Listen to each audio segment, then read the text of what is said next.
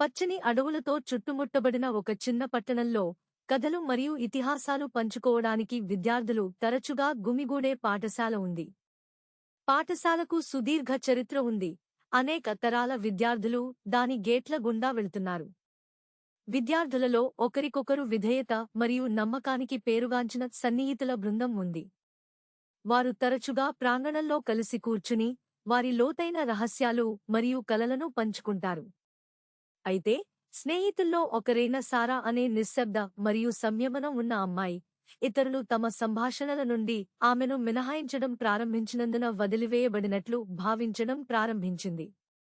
సారా అది తన ఊహ మాత్రమే అని భావించి దానిని తొలగించడానికి ప్రయత్నించింది. కాని సమయం గడిచే కొద్దీ తన స్నేహితులు నిజంగా తన నమ్మకాన్ని మోసం చేస్తున్నారని ఆమె గ్రహించింది. వారు ఆమె వెనుక వెక్కిరిస్తూ మరియు ఆమె రహస్యాలను ఇతరులతో పంచుకుంటారు. సారా తన స్నేహితులు అలాంటి పని ఎందుకు చేస్తారో అని ఆలోచిస్తూ చాలా బాధ మరియు బాధను అనుభవించింది. ఆమె తన స్వంత విలువను ప్రశ్నించడం ప్రారంభించింది మరియు తనను తాను అనుమానించడం ప్రారంభించింది. నొప్పి ఉన్నప్పటికీ ద్రోహం ఆమెను తిననివ్వకూడదని సారా నిర్ణయించుకుంది. బదులుగా ఆమె తన అధ్యయనాలు మరియు తన స్వంత వ్యక్తిగత వృద్ధిపై దృష్టి పెట్టాలని ఎంచుకుంది. ఆమె లైబ్రరీలో ఎక్కువ సమయం గడపడం ప్రారంభించింది, పుస్తకాలు చదవడం మరియు కొత్త విషయాలు నేర్చుకోవడం. సారా తన అధ్యయనాలను లోతుగా పరిశోధించినప్పుడు ఆమె ఉద్దేశ్యం మరియు అర్థం యొక్క కొత్త భావాన్ని కనుగొంది.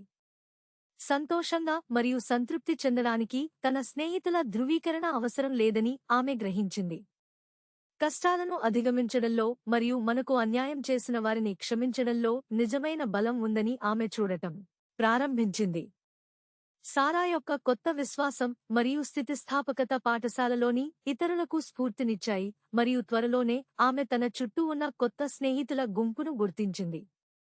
మరియు ఆమె తన చివరి రోజున పాఠశాల గేట్ల నుండి బయటకు వెళ్ళినప్పుడు ఆమె రాణిగా ఉన్న రహస్య ప్రపంచానికి దారితీసిన ఒక రహస్య తలుపుపై పొరపాట్లు చేసింది.